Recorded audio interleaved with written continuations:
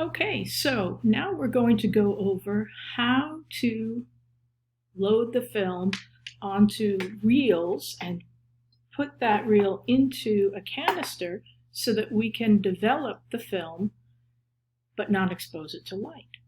So what we're going to have to do in complete darkness is open up this cassette, take the film out, load it onto a reel, put the reel into this canister, cover it, and this cover is light tight, but it has baffles so that you can still put chemicals in and pour the chemicals out. So we have to do this in complete darkness. So it's something that we have to practice, maybe a lot, so that we're comfortable doing it so that we can then do it without actually looking at what we're doing. So you'll go into a room that has a locking door and a countertop, and you'll set out the equipment that you are going to use in the order in which you will use it.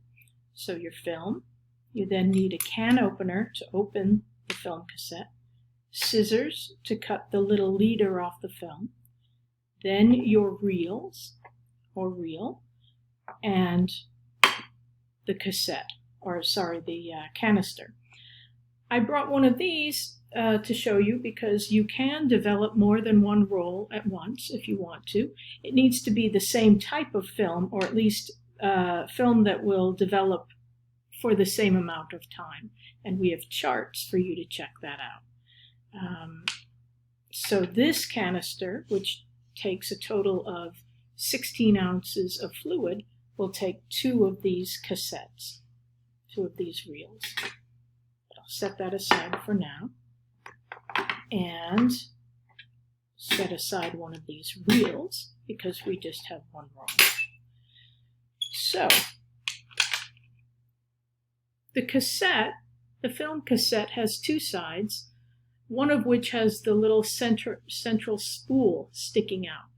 And it's easier to open this cassette from the flat side. So this is a can opener. Some people call them church keys. Not quite sure why. Some people find the sharp end easier to use. Others find the dull end easier. You can decide that for yourself. But I usually actually find the sharp end to work better. So you're going to pry the top of the cassette off, like so.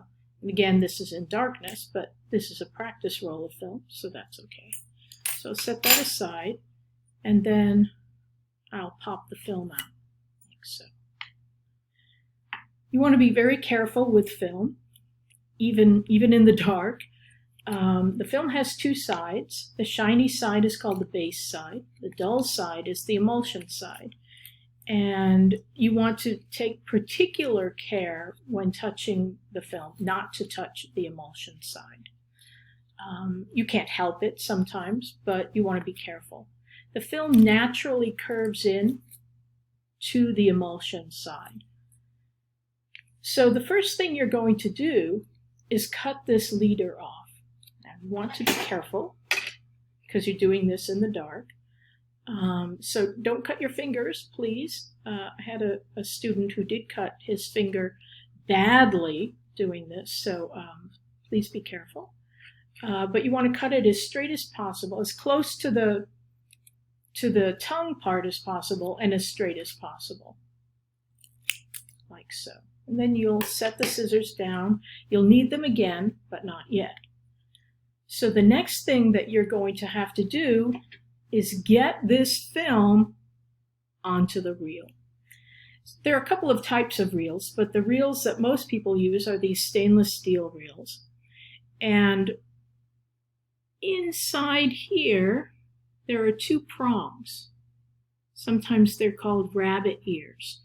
And those will hold the film in place by going through the sprocket holes.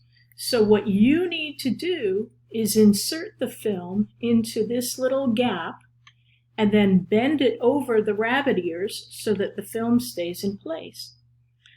The width of the reel is just the tiniest bit smaller, shorter than the width of the film.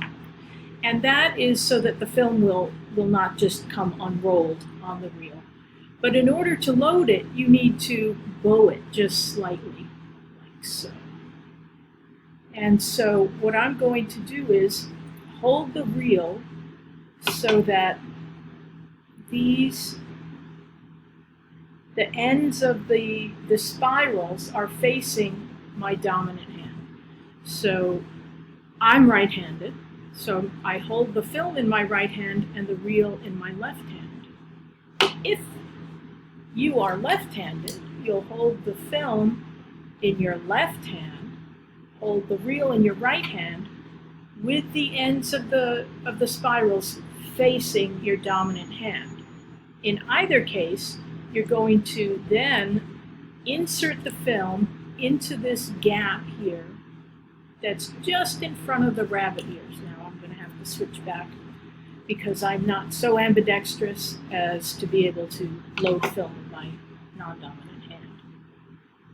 So I take this and I insert it into that gap, about 1/4 of an inch or so, and then I can hold it in place with the forefinger of my other hand, and then I bend it over so that the film is held in place by the rabbit ears. Then I start rolling it up, keeping it bowed slightly, like so. If you start to hear crackling noises, that's bad.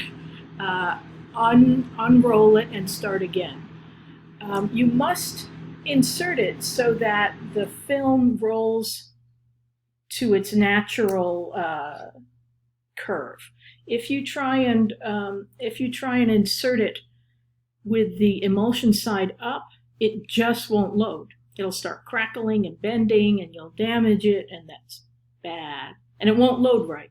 So you want to check it, and you may ask, how do you check this in the dark? There are a couple of ways. I feel periodically with my fingers. I don't rub really hard, but I can feel it to make sure there are no divots or bends here. I can also, or I should be able to rock the film back and forth like so, about a 1/2 inch maybe. And if it's jammed and it won't do that, probably there's something wrong and you want to back it up and start over, at least back up to where you can rock it back and forth again. Notice that I'm holding the roll of film in my right hand. You don't want to let it drop and unroll because you'll have a lot more trouble loading it. Excuse me. So I roll this on like so. Remember to keep this bowed, and I check it periodically, and I rock it back and forth periodically. Obviously, I'm looking at it here, but I can't look at it in the dark. But I continue to do this and check. And again, if it starts making terrible crackling noises, that's bad. So you want to back it out again and start over. Now, I have ended here, and you can see I have probably another 1/3 of the reel left. So this is a roll of 24 exposures. And this is where it will end with a roll of 24. If you have a roll of 36 exposures, it should go all the way out to the end. If you know that you have a roll of 36 and it ends here, then something happened and it kind of got stuck in the middle. So you want to back it out and start again. Assuming that this is correct, and it is here, you now need to remove this spool so that you can load the rest of the film onto the reel. So you need your scissors again, and you can set the reel down and cut this off.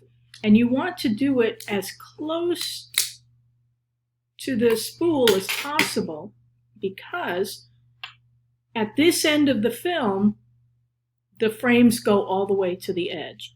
On the initial end, where the leader is, there's a fair amount of space because you had to load the film and it was exposed to light, and that gets discarded. But the frames go right to the end of this end of the film. So now you want to load the rest on so that's all on the roll, like so. You'll then put the reel in the tank, cover up the tank, make sure it's completely closed, set it down, and now you can turn the lights on and come out into the main room to process your film. Remember to clean up after yourself, so you want to throw these things out and take your equipment out so that other people can use the changing room if they need to. Okay, so that's how you load film. It takes some practice, and we have practice film so that you can practice doing this over and over and over again. First looking at it, then with your eyes closed, and finally with the lights out, so that you're completely comfortable doing it, so that when it comes to your actual film, all will go well. Okay,